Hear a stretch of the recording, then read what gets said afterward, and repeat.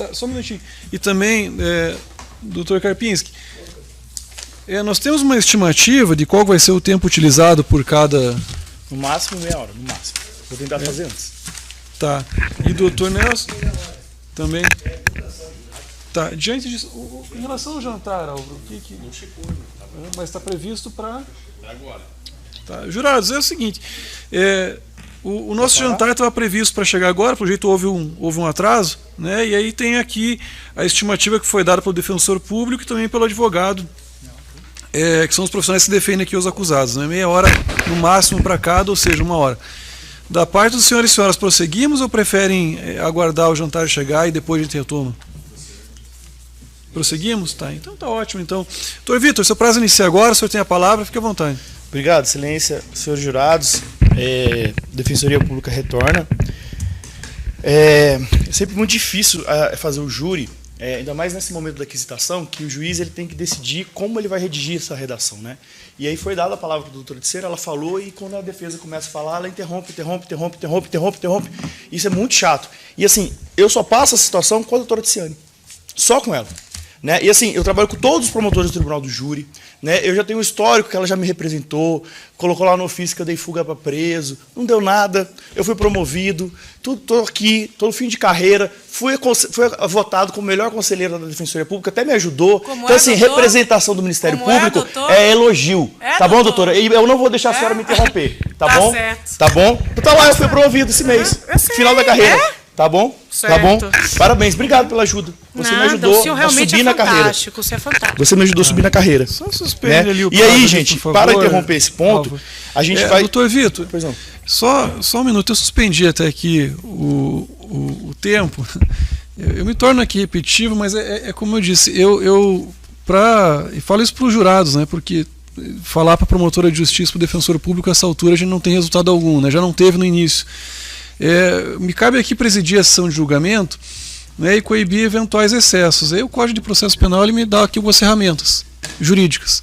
Né, para grosseria, falta de educação, comportamento que não é adequado para um julgamento perante o Tribunal do Júri, eu realmente fico sem mecanismos aqui para coibir esse excesso. Né? O que eu poderia pegar e fazer aqui é pura e simplesmente... Talvez, não sei, levantar o volume da minha voz, tentar sobrepor a cada vez que se encaminha aqui para um lado que em absoluto não diz respeito ao julgamento, eu me portar de maneira indevida, que é justamente o que eu não quero que aconteça, né? Comportamento indevido. Doutor Vitor, a gente já chegou aqui a algum ponto, né, que não precisa aqui mais fazer algum comentário. O momento é para fazer a exposição para os jurados. Se a ideia for Doutor, persistir, só um minutinho, persistir nessa abordagem, e de igual forma também a promotora se utilizar o que seria uma parte para também uma troca de insultos, uma troca de ofensas, aí realmente não tem razão de ser. Aí eu não vou submeter, eu digo, daí talvez seja uma ferramenta, um mecanismo jurídico que eu tenho. Eu não vou submeter os jurados a isso. Aí eu encerro a fala de defesa, o doutor Karpinski vai poder pegar e falar, e também se partir para isso, a gente encerra. Né? Porque o tempo que é destinado aqui, em definitivo, não é para isso. E eu disse, eu não vou, na próxima vez que isso acontecer, de novo ficar administrando, me perdoem aqui, eu não quero ser grosseira, não faz parte do meu perfil, mas administrando o que parece ser, não sei, infantilidade. Tá? Então, eu vou restituir a palavra ao senhor, doutor, porque o senhor converse diretamente com os jurados, e aí eu peço também a gentileza, Álvaro, que só... também que enfim, libere o tempo ali. Tá bom. Obrigado, excelência. Desculpa, senhores jurados, por isso. Vocês não merecem isso. Mas olha só, o que é muito importante dizer é o seguinte. O senhor Juliano veio aqui hoje, certo? Ele prestou um depoimento para a promotora de justiça, para a defesa, e inclusive o juiz fez perguntas, e teve acho que uma jurada que fez pergunta, que foi a senhora. E aí, a doutora Tiziane colocou 2 questões. Ou ele estava de olho fechado, ou o carro era isofilmado. E aí eu vou pedir para vocês abrirem para a gente na página, deixa eu ver aqui, 201. E eu vou pedir para colocar no telão também, não sei nem se eu consigo aproximar mais, mas olha só, essa aqui é a foto do carro. Volta um pouquinho, isso aqui vem para frente. Davi? Ó, peraí, volta qual é a primeira imagem? Isso aqui é o laudo de exame de local de crime, certo? Então assim, a polícia foi lá, os peritos tiraram foto, fizeram uma descrição do fato. E é muito importante dizer o seguinte, o que eles falam? Olha, o veículo de marca GM Vectra, cor prata, portando placas tal, estacionado do lado oeste da via pública em correspondência com o imóvel. Então o carro está parado aqui, vocês podem ver que a porta está aberta, né? E aí, o que é muito importante dizer, e a doutora Vicente sabe disso, que está no processo, desce mais um pouquinho, o processo do carro é todo isso filmado, seja na frente e seja atrás. E como é que eu provo isso? Pelas imagens. Desce um pouquinho, por favor. Aqui, ó, para aqui. Vocês estão vendo? Se o carro não fosse isso filmado no vidro da frente, você ia ver o quê? O painel. Só que o painel é escuro. Se vocês abriram no de vocês aí, vocês podem descer um pouquinho, ou se quiserem chegar aqui mais próximo. Se vocês podem ver, olha só, a luz não está entrando aqui no carro. Ou seja, o vidro da frente, o vidro de trás e o vidro do lado, eles são isofilmados e bem escuro, porque olha só, isso aqui são 11 horas da manhã. Está entrando muita luz no carro e aqui está tudo escuro. Desce um pouquinho mais, por favor. Peraí, desce mais um pouquinho. Ah, peraí, esse aqui, dá uma olhadinha, isso aqui é só uma foto de um projeto que chegou aqui, que o tiro chegou e bateu aqui. Desce mais um pouquinho, por favor. Aqui, olha o vidro, totalmente escuro. Lá dentro, totalmente escuro. Inclusive, vocês podem perceber que eles estão filmados que o vidro não caiu, né? Porque o filme está segurando isso daqui. Então tem uma película que está segurando esse vidro. Desce mais um pouquinho. Aqui na lateral, tá vendo aqui de novo, aqui dentro, ó, não consigo nem ver o volante, não consigo ver o banco. Por quê? Isofilmado na frente, totalmente escuro. Desce mais um pouquinho. Aqui, volta, aqui para aqui. Aqui é o mais importante de todos. Olha só, a foto tá aqui, escuro, aqui escuro. É o mesmo isofilme. Ou seja, o carro era completamente isofilmado. O doutor Alexandre sabia disso, não perguntou para a vítima. Por quê? Porque ela sabia que era isofilmado. Ela tinha certeza que era isofilmado. Ela viu a foto que era isofilmado. E aí é o seguinte, não precisa de olho fechado. Ele não viu a criança lá dentro. Porque olha só, volta um pouquinho, Alberto, por favor, só um pouquinho. Olha só que interessante. Está vendo que a porta está aberta? Se aqui tivesse aberto, se tivesse luz aqui na parte da frente, a gente ia ver isso daqui e a gente não consegue ver.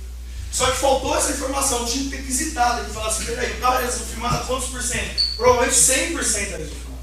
100% era isofilmado. Então a defesa, sem achar que ele foi de frente, voltou de olho fechado, sem nada, prova aos seus jurados que ele não viu essa criança. Nem o Elisandro, que foi ouvido hoje, que entrou dentro do carro, falou que viu essa criança. Por quê? Estava no banco da frente, estava com o cinto, estava escuro, o carro era escuro. Se você entrar num carro desse de dia, é escuro. E olha só, a gente está falando de 11 horas da manhã, isso aqui foi feito no período da meio-dia, 1 hora da tarde. Tem muita luz, eu não consigo ver o banco do carro. E aí vocês podem abrir aí no de vocês, que é muito mais fácil. Então, a Defensoria Pública trabalha com prova. E a prova é clara, juntada pela polícia. Então eu não preciso vir aqui e falar assim, ele estava de olho fechado, eu não preciso entrar na cabeça do réu. Eu só mostrar o que está no processo. Está aí, está provado. Duvido que o Alexandre, se tivesse visto a criança, teria atirado. Duvido. Ele não viu essa criança lá. Por quê? Porque o cara estava com esse carro aí totalmente preto, isofilmado. 11 horas da manhã, eu não consigo nem ver do outro lado do carro. Tá vendo? A gente consegue ver um pouco ali, porque o buraco ali furou, né, o vidro. Né, tá entrando luz. Mas tira aquele buraco ali, tira essa porta que está aberta e fechada, o carro fica completamente escuro. Inclusive, eles deveriam ter tirado uma foto com esse carro com a porta fechada. Para justamente demonstrar o quê? O óbvio, que não dava para ver quem estava lá dentro, que era uma criança. Então, gente, voltando de trás para frente nos quesitos. Excelência, se for possível trazer os quesitos também, até para já facilitar aqui na leitura. De trás para frente, o quesito do Matheus é o seguinte, a doutora Vicente está falando assim, olha, houve erro na execução. O que é erro na execução? Eu cheguei aqui, vou apontar para cá para não apontar para ninguém, quero acertar o João. O João está ali. Eu estou vendo o João. Mas do lado do João tem o Matheus, tem a Maria, tem a Joana, e eu não estou nem aí para eles. E aí eu dou um tiro no João, só que eu acerto o João, a Maria e o Matheus. Mateus 3. Erro na execução. Só que para ter erro na execução, eu preciso saber que a pessoa está ali. E eu não sabia que essa criança estava lá. E o Ministério Público não provou que essa criança estava lá. Falar por um vídeo lá longe que ele passou e viu, isso não é prova. E aí os senhores jurados vão decidir agora. Isso aqui é de volta. Vocês vão decidir agora se ele sabia ou não. E aí a Defensoria Pública, com a prova do processo, tá? Além disso, só para dizer uma coisa também, o laudo, ele não fala exatamente, eu até procurei isso daqui, porque deveria ter falado, né? Mas na hora que ele vai falar do carro, ele fala assim, na sequência procedeu o seu exame do veículo. Marca GM, modelo Chevette. Ah, não, esse aqui é o do Chevette. O Chevette é outro veículo. Mas do Vectra, ele não entra nesse detalhe se era isso filmado, se é tantos por cento, mas é isso filmado. Está aprovado. Só vocês verem as fotos aí. E assim, contra fatos não há argumentos. Tá? Esse é o fato. Tava escuro. Não tinha como ver.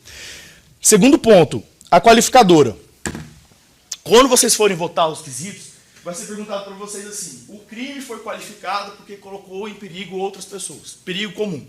Não colocou. Por quê? De novo, voltando no laudo. Vocês podem ver, vamos ver aqui a página. Volta ali de novo, por favor, Álvaro, rapidinho. Lá na página, todos os tiros, vocês podem ver, eles estão aqui na janela. Tá vendo? E foi atirado de cima para baixo. E volta só um pouquinho lá na primeira foto, por favor. Não sei se vocês viram, mas o que está aqui, para aqui. O que está atrás do carro é uma concessionária. Essa concessionária é toda de vidro. Concessionária da Ford, sei lá de onde. Mas olha só, aqui é uma parede toda de vidro. E nenhum tiro chegou lá. Né? Desce um pouquinho, Álvaro, por favor. E nessa foto aqui, olha só, o tiro, o único tiro que transfixou o carro, e isso está no laudo, ele fala o seguinte, ó. O único tiro que se transfixou... Peraí, tá aqui esse negócio aqui, eu olhei para vocês. O único, de todos os tiros, nenhum, todos eles ficaram alojados nessa porta aqui, ó. Todos. Teve um tiro que saiu aqui, ó, nessa porta. E o laudo diz isso. O laudo fala o seguinte. Peraí. 6 orifícios transfixaram no vidro anterior esquerdo, ou seja, do vidro esquerdo, tem um orifício transfixante na coluna, na porta anterior esquerda, e 2 orifícios transfixados no vidro.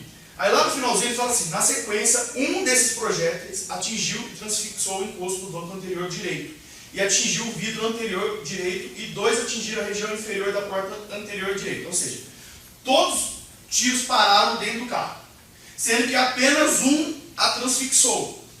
E qual foi? Foi esse aqui, porque ele saiu aqui da porta e caiu aqui. Ou seja, nenhuma pessoa que passava na rua correu risco. Nenhuma pessoa que estava lá na concessionária correu risco. Ou seja, não há que se falar em perigo comum. Se vocês lerem a decisão do Dr. Tiago e a jurisprudência, fala o seguinte, não é porque eu atirei num lugar que tem muita gente que eu coloquei em perigo comum.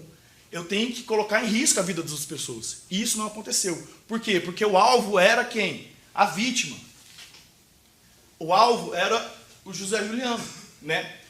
Então, não teve perigo comum. Então, a defensoria pede que vocês votem não. Quem está falando isso? A prova, a perícia, não sou eu. Tá certo?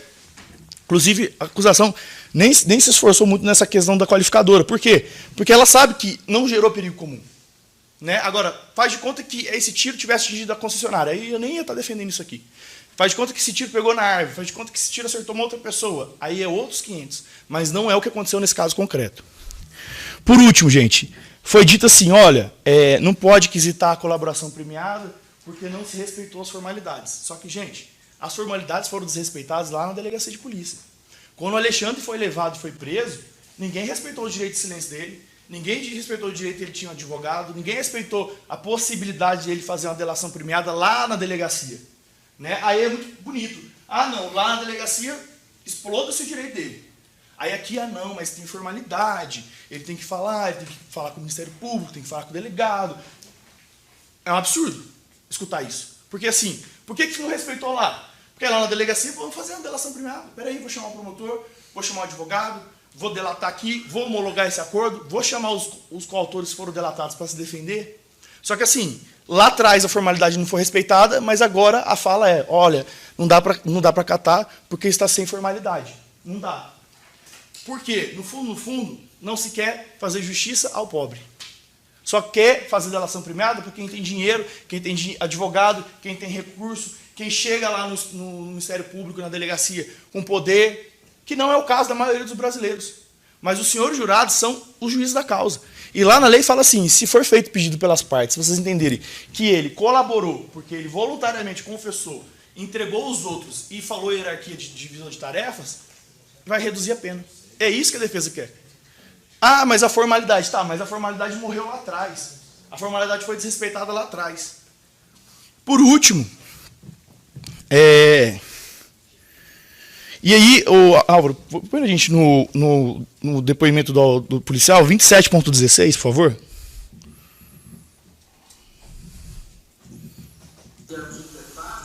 Sim, principalmente no depoimento do Alexandre. O Alexandre nos contou tudo. Então o senhor está trazendo isso agora, esse fato agora? Não, durante a investigação também a gente viu o argumento do Igor. Porque assim, o Igor a conduta dele... O Alexandre nos contou tudo.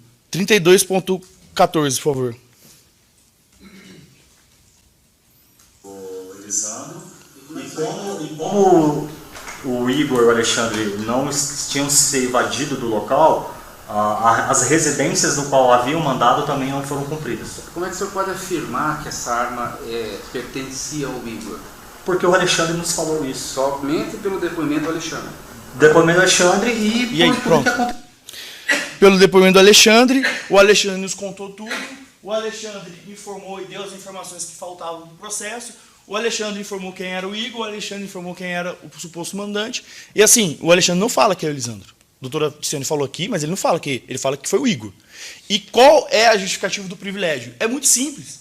O privilégio, é claro, ele é objetivo. Ah, a doutora veio com o exemplo do livro, a mãe está com câncer. Não, isso daí é exemplo de livro. Né? Isso nunca aparece aqui. Nunca aparece. E se aparecer, pode ter certeza absoluta que não vai vir a júri. Essa pessoa sequer é denunciada. Essa pessoa vai ser arquivado o processo, vai ser absolvido na primeira fase, vai ser impronunciado. E a gente vê isso todos os dias. A gente vê isso todos os dias.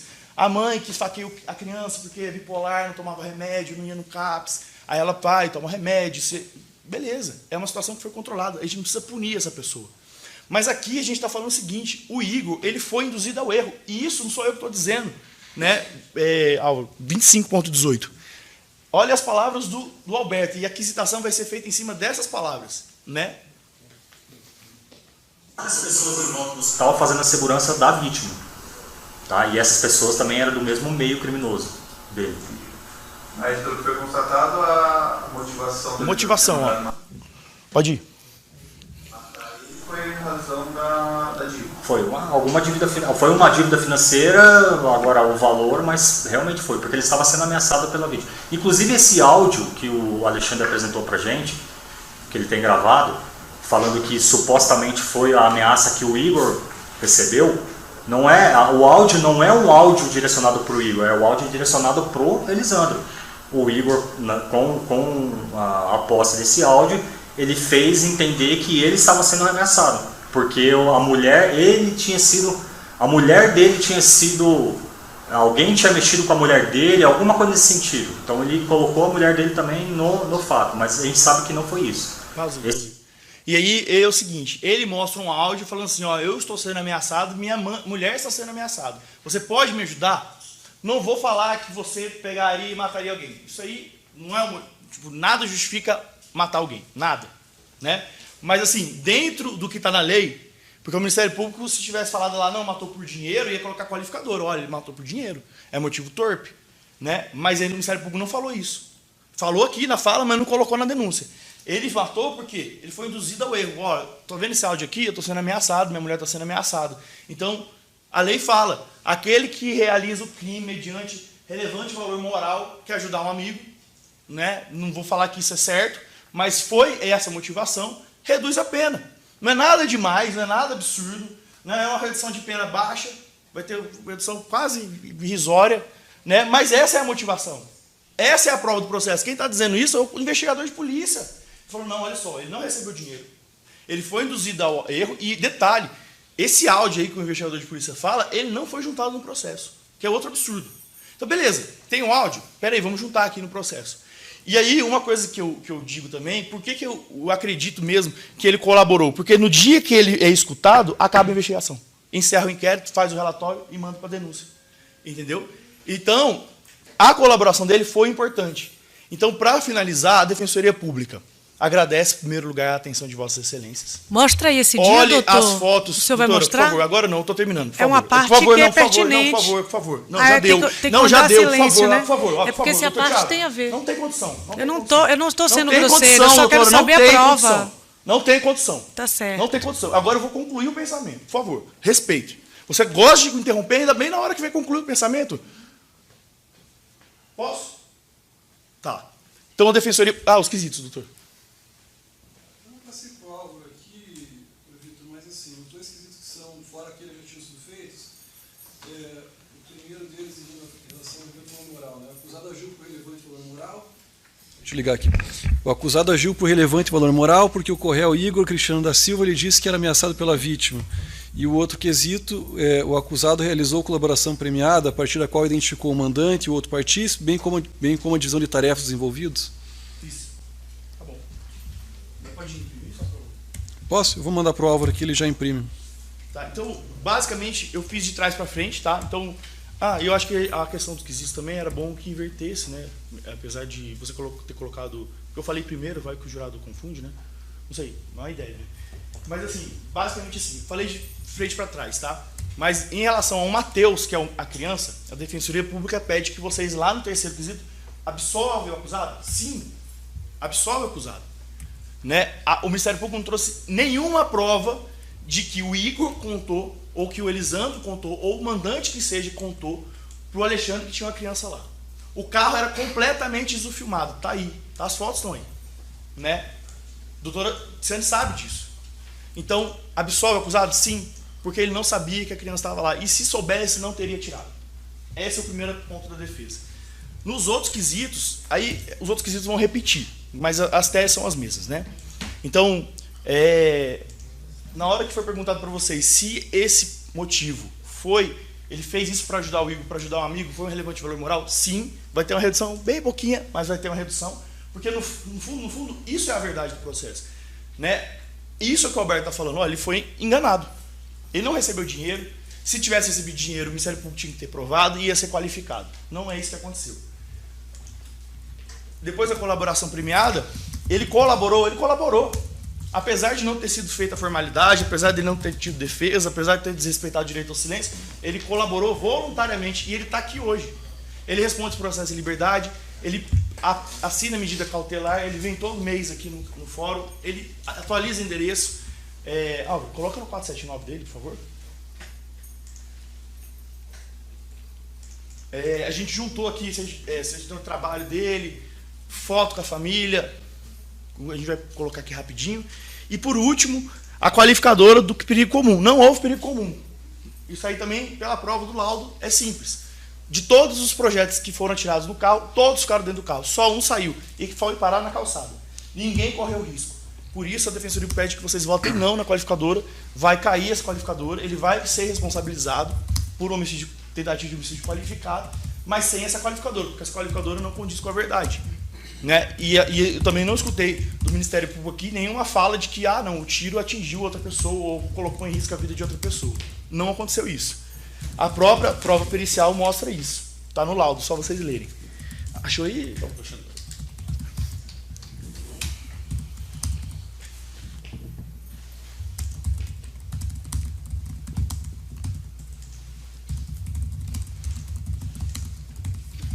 E por último, gente, não há que se falar em medo aqui, sabe? Vocês vieram aqui fazer justiça. Sabe? É difícil a gente ter que estudar um processo daquele tamanho ali, que são mais de 3.000 páginas, né?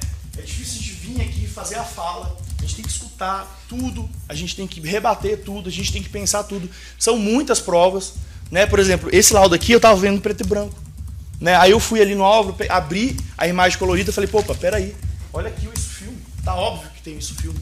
É óbvio que o carro estava escuro, é óbvio que ele não viu a criança. Então, assim, são muitos detalhes, né, que a gente tem que analisar. E aí, essa aí é a última foto da defesa. Esse aqui é o Alexandre, né? O Alexandre é pai de 2 crianças, né? Desce mais um pouquinho, por favor. Aí ele com a família dele, né? Família grande. Os irmãos dele estão aqui hoje apoiando ele. Pode descer mais um pouquinho, por favor.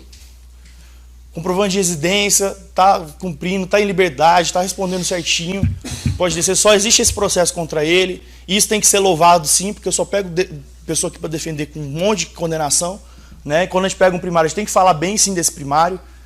Declaração de trabalho, Alexandre trabalha. Desce mais um pouco, Álvaro, acho que acabou. Seja o nascimento das filhas dele, provando que ele é pai, que ele é o sustento dessas crianças, né? E vocês vão fazer justiça a um pai de família, né? Um cidadão brasileiro, um trabalhador brasileiro, né? Desce mais um pouquinho. Acho que acabou, né? São três filhos. São 4 filhos. Né? E aí, por último, a gente colocou o oráculo da vítima, do pessoal aí que a gente já falou. Então, gente, a Defensoria Pública finaliza aqui, agradece a atenção de vocês, desculpa pelos excessos, mas é que é muito difícil assim, trabalhar assim, né, nesse tipo de situação, com grosseria, com falta de respeito, com interrupção. A gente não consegue concluir o raciocínio. E eu espero que os senhores jurados hoje, quando sentarem lá para votar, né, pensem o seguinte: o Alexandre, ele não é um bandido. Ele é um cidadão, porque ele acorda todo dia cedo. Ele não teve direito de contratar um advogado. Ele teve os direitos dele desrespeitados dentro de uma delegacia de polícia em 2023. Né? Ele não falou hoje porque ele está com medo. Né? Ele não está se eximindo da responsabilidade dele. Né? É da vontade dele confessar. Ele confessou, ele colaborou. Mas ele pede para Vossas Excelências que vocês dê justiça ao caso concreto. E a justiça do caso concreto não é o que a doutora Tiziane está pedindo. Tá? Sabe por quê? Porque se ele tivesse visto a criança, ele não teria tirado. Se ele não tivesse colaborado, não teria achado o Igor. Se ele não tivesse feito isso para ajudar um amigo, ele não fez isso para ganhar dinheiro. O motivo dele é nobre, sim, né, na medida do possível, dentro de um crime. Né? E por último, mais importante, ele é um ser humano. E ele vem aqui buscar justiça. Não importa a nossa discussão aqui. O que a gente discute aqui não importa. O que importa é o que está no processo. E a Defensoria Pública trouxe para vocês o que está no processo. O carro está isso filmado, não tem prova, ele colaborou, só está tendo julgamento hoje porque o Alexandre falou com a polícia. E então os pedidos da defesa são esses. Vai ser entregue. Está aí, Álvaro, os quesitos? Vai ser entregue os quesitos. O doutor Tiago vai responder, vai ler para vocês. Né? Eu não sei se é a primeira vez de algum jurado aqui para votar. Então, primeiro, vocês que são os primeiros, se tiverem dúvida, levante a mão, não tenha vergonha, porque vocês são os juízes, vocês são os que mandam aqui. O doutor Tiago vai responder, fala assim: olha, eu estou na dúvida, como é que eu respondo isso aqui? Ele para, conversa sozinho, não tenho vergonha, porque às vezes a gente fica com esse ambiente aqui, todo mundo de preto, não sei o quê, né? Aquela coisa formal. Mas assim, perguntem, vocês são os jurados, vocês são vão decidir a causa e vocês vão decidir uma vida. Né? No fundo, vocês vão decidir uma vida. Não a vida da vítima, porque a vítima faleceu, o Matheus faleceu, é uma pena, né? Um menino de 14 anos morrer. Né? O pai sobreviveu, mas eles vão decidir a vida, a responsabilidade de vocês é com o acusado, que é o Alexandre. E o Alexandre colaborou, ele está aqui hoje, ele acredita na justiça e espera que vocês, jurados, façam a melhor decisão possível em relação à situação dele. A Defensoria Pública agradece, pede desculpa por excessos e agradece a atenção de Vossas Excelências. Muito obrigado.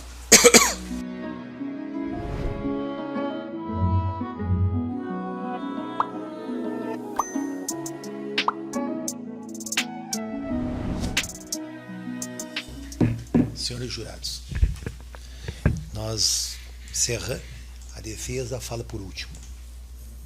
Então, eu gostaria de apontar as incongruências, repetir as incongruências.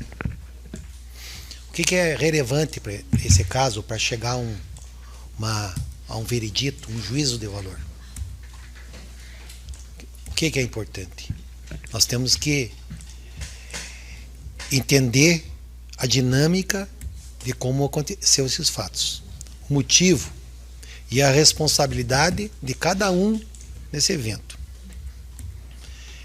Vocês vão condenar o acusado aqui presente com base de imagens? Imagens. Tem outras provas que não foram trazidas para serem avaliadas. Quebra de sigilo, valor pago. Valor pago, isso é importante. O próprio policial diz que o executor, que é confesso, Não recebeu nada. Como é que se pode pegar e estabelecer que o acusado aqui presente pagou para eliminar a vítima? E, por consequência, por erro de execução, acabou vitimando o Matheus. É isso que é importante. Cadê a paga, a promessa? O valor, as mensagens,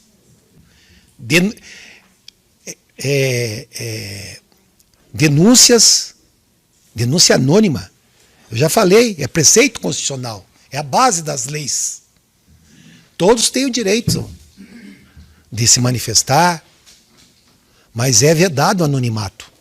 Isso é um preceito constitucional. Agora, chegar aqui com um amontoado de suposições e tentar querer vincular o Elisandro como mandante do crime, isso é uma crueldade, isso é uma insensatez, isso é um insulto à inteligência. É um insulto à inteligência. É que tentar ressuscitar a barbárie, o monstro do arbítrio, acusação vaga, vazia, calcada em denúncia anônima. Porque ele foi, os acusados estiveram no estabelecimento comercial normal, estabelecimento comercial se conhecem.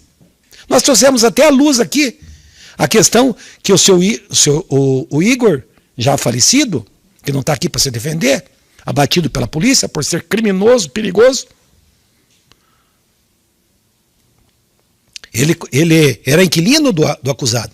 Mas isso vincula, essa relação vincula o Elisandro, que estava pedindo um apartamento para ele desocupar devido aos problemas que ele trazia, circulação de pessoas. E a atividade do Igor nós sabíamos qual que era. Se dizia que era motorista, mas andava de BMW. E lutou para reaver essa BMW. E não conseguiu. Não sei se conseguiu depois. Mas tentou, com o advogado constituído que ele tinha nos autos, tentou várias vezes reaver a BMW. Não foi essa história que tentou vender, depois não conseguiu, porque o carro foi apreendido. O carro do mandante estava na cena do crime. O carro do executor estava na cena do crime. As pegadas, as digitais estavam na cena do crime. Agora, o motivo do crime está na denúncia, R$16 mil. R$16 mil no submundo do crime? Você compra uma arma? Agora a acusação volta com um fato relevante, que eu acho importante. Depois da morte do Matheus, o Elisandro pagou o velório e mais deu R$20 mil para um tal de Fumaça, que era uma pessoa do relacionamento deles, que tinha negócio com o José, que era Júnior na época, José Juliano. Então veja só a incoerência, a insensatez, o abuso, porque a justiça, ela corrige os excessos. Isso é acusar alguém de forma rasa, de uma maneira leviana, com suposições, imagens, sem ter um texto de telefone. Hoje, o que derruba a bandidada é o telefone. Pode apagar. A polícia hoje tem como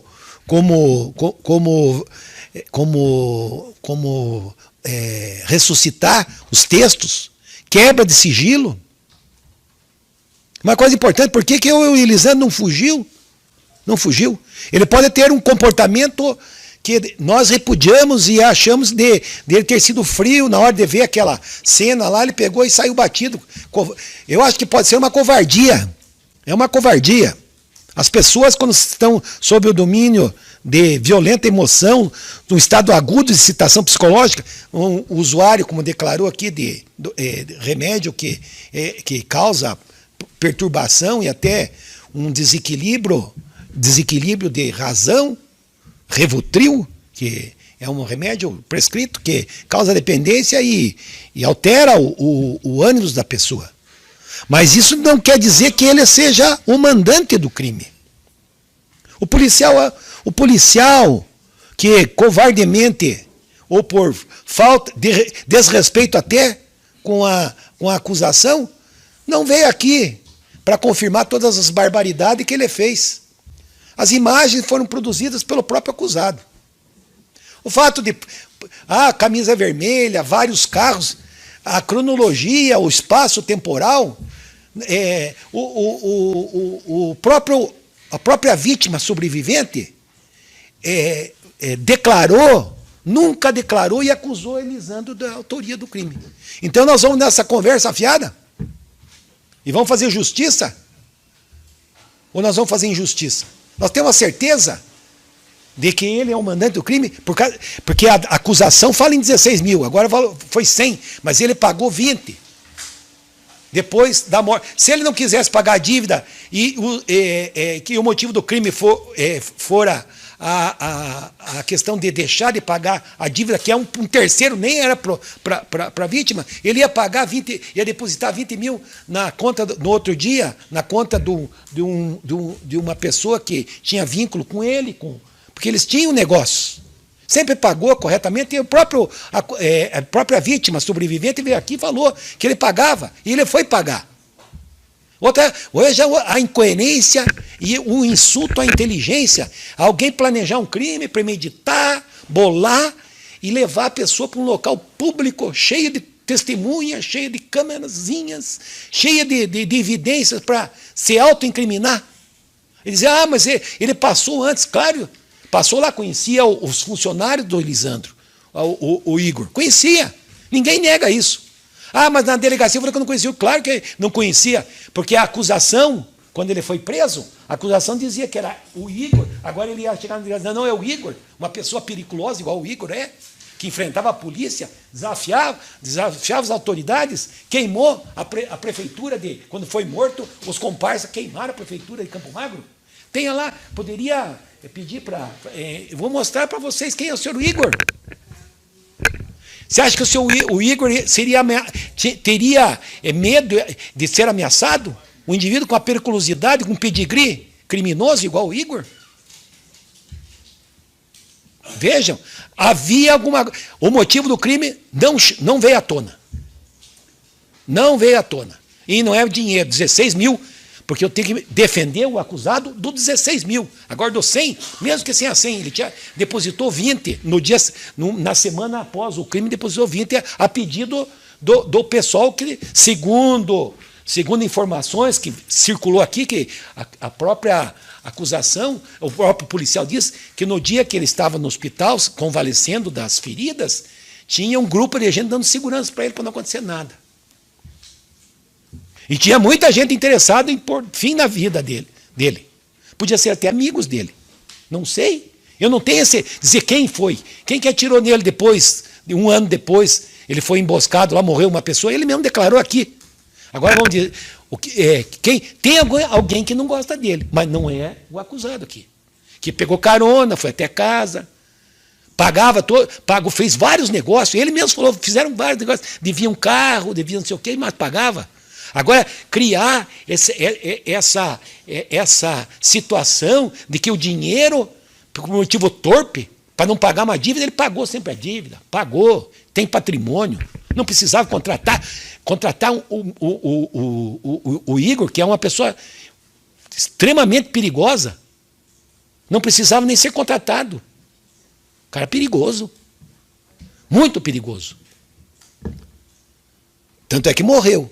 Ainda foi covarde de pegar e querer jogar a situação para esse pobre rapaz, que é tido pela polícia que investigou como um laranja, que não recebeu nada. Então já cai por terra essa tese da paga promessa. Seu executor não recebeu nada, foi lá de graça. Eu não vou entrar nesse terreno de areia movediça. Eu não vou. Mas eu quero que seja feita justiça, que a memória do Mateus, a memória não passe em vão, que o responsável seja punido. Mas punir um inocente para atender os devaneios, as conjecturas, os deletérios de um policial que não veio aqui. Não veio aqui confirmar todas as barbáries e os abusos. E eu falei antes de começar a minha fala, as palavras de Rui Barbosa. Dos abusos dos poderes. E aqui é um abuso do poder, do Estado, do Estado de administração. Não estou dizendo do Estado do juízo, porque o Estado do juízo, o Ministério Público, é muito importante, defende a sociedade, o meio ambiente, o menor, tem as suas atribuições.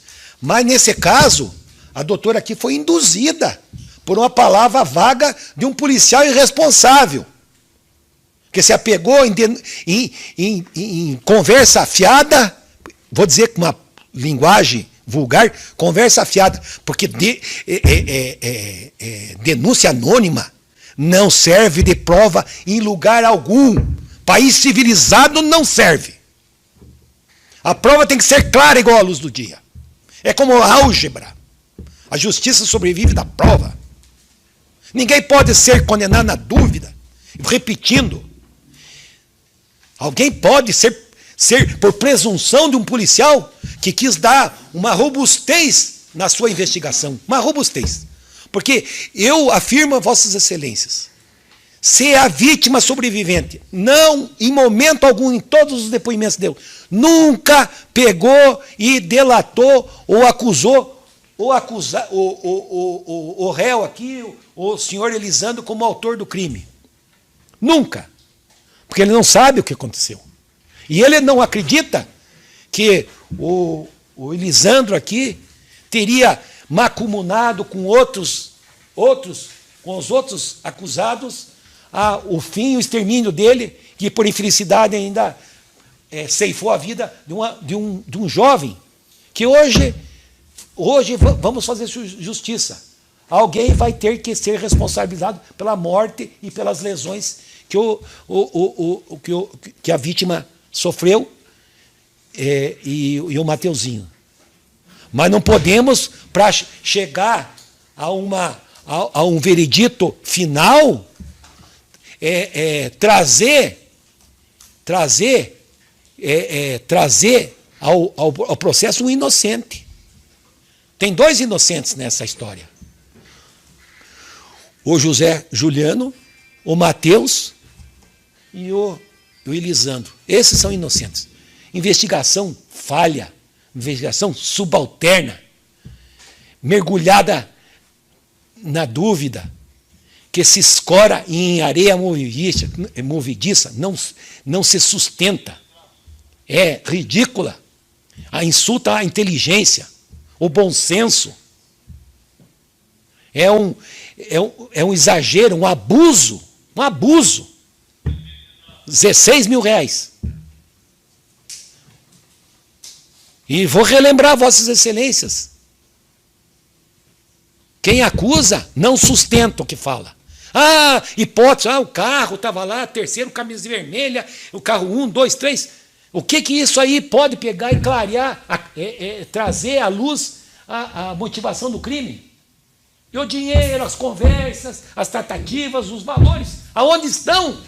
Eu pergunto, aonde estão as tratativas, os valores, a premeditação, o dolo do acusado, a vinculação, o liame subjetivo? Cadê? Isso que eu pergunto. E a justiça não pode. A dúvida, eu já falei, a dúvida é a certeza dos loucos. E aqui só tem pessoas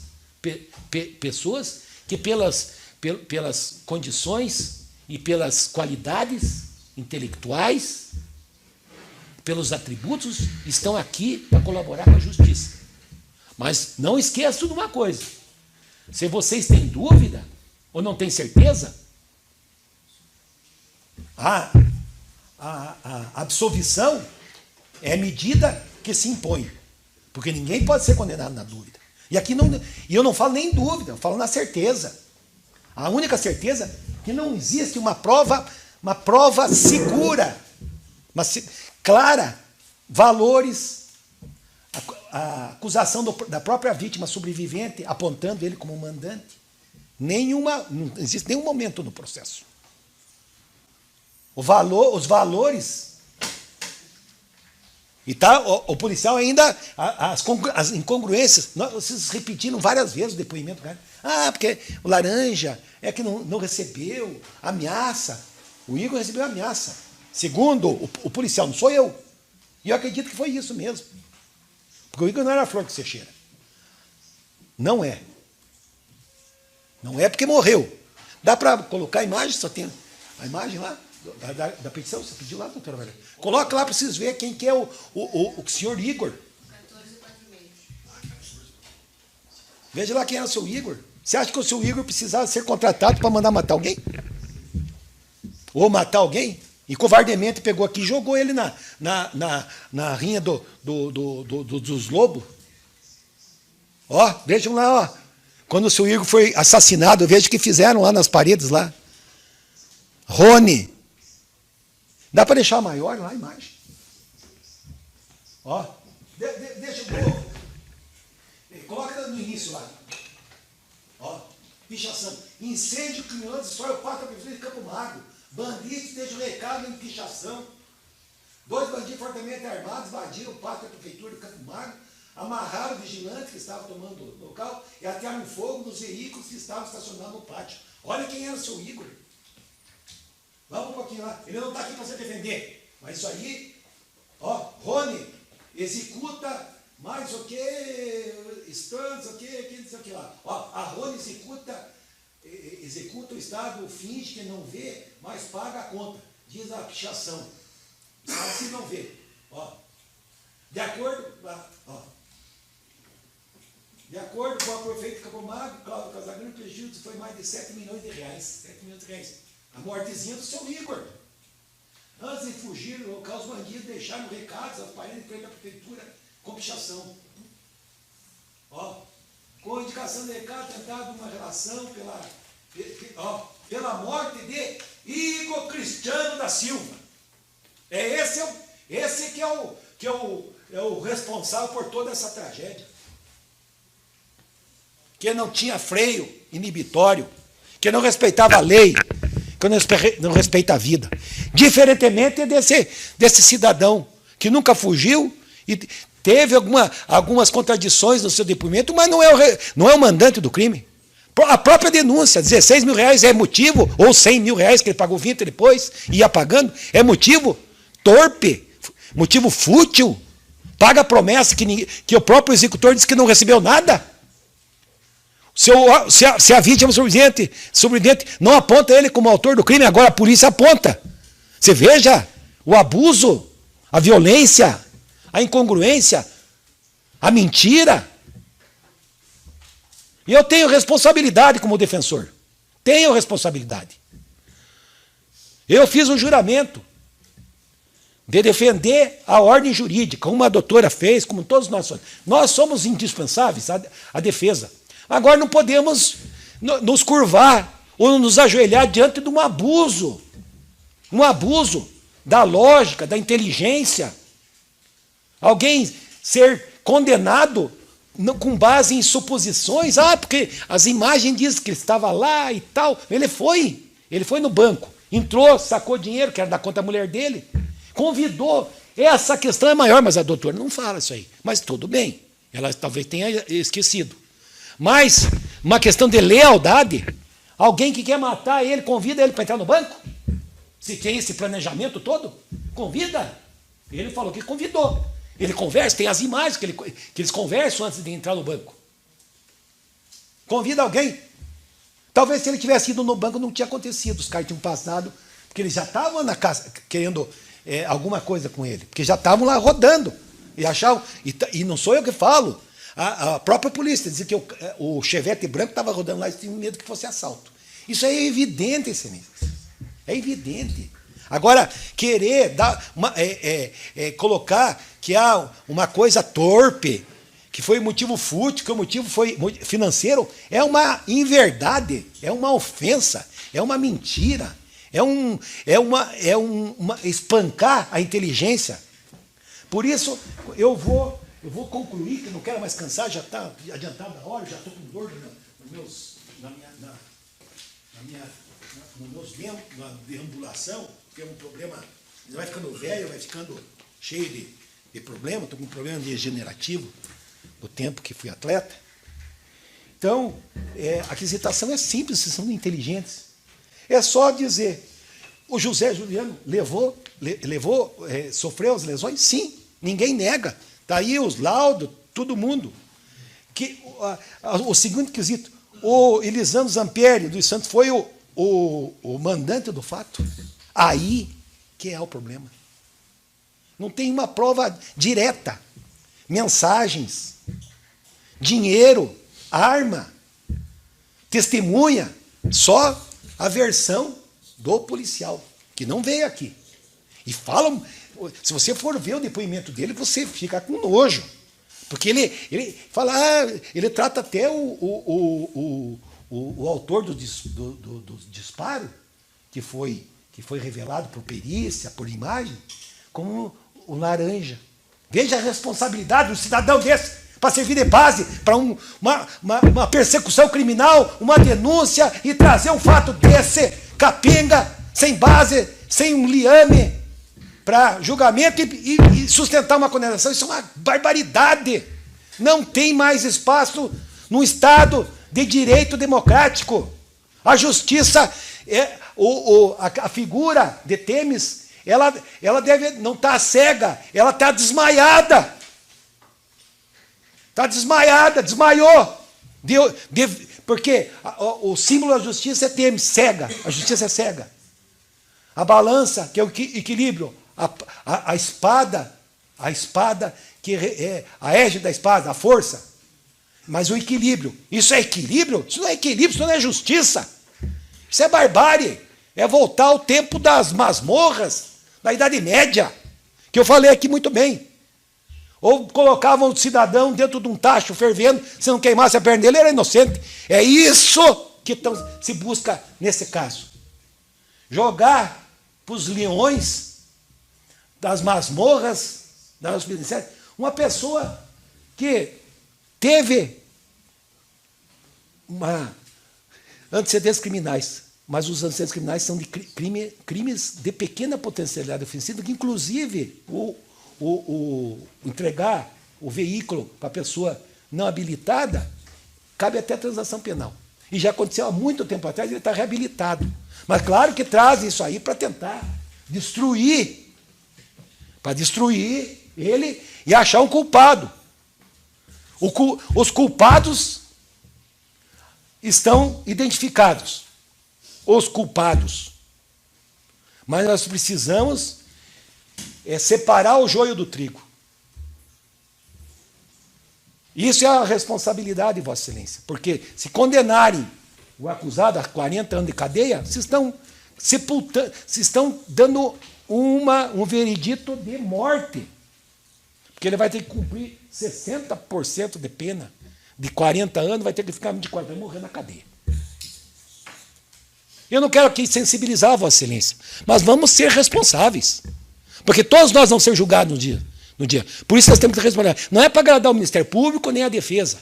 Mas veja essas questões. A própria vítima sobrevivente não acusa ele. Não tem valores, não tem telefone, não tem texto, não tem testemunha. Só as imagens. Porque passava lá, foi lá falar. Mas isso é normal, é normal. O Igor usava o serviço da mecânica lá, a testemunha que nós trouxemos aqui falou que ele foi algumas vezes lá junto com o Igor, mas eles são amigos. Mas o policial diz que não sabe que ele foi o laranja. E o falecido Igor, que eu mostrei a periculosidade, jogou toda a culpa em cima dele. Não, que eu fui lá, dei uma volta na quadra, daqui a pouco ele veio correr e discutiu com o cara. Pelo amor de Deus, ainda ali tudo é covarde. Bandido covarde. Jogou tudo nas costas desse pobre menino. Talvez eu até comungando com a Defensoria Pública, que eu respeito muito e acho muito importante, como Ministério Público, às vezes, talvez esse tenha sido a motivação do crime. Assim, fui ameaçada, a mulher foi ameaçada, somos amigos, companheiro. Né? O Igor pegou e engambelou ele para praticar uma barbaridade dessa, que ele deve estar 200 mil anos arrependido.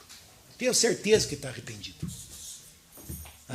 Agora, querer responsabilizar o Elisandro por uma coisa com base num depoimento subjetivo, circunstancial, que não se sustenta, denúncia anônima, algumas contradições, e pegar...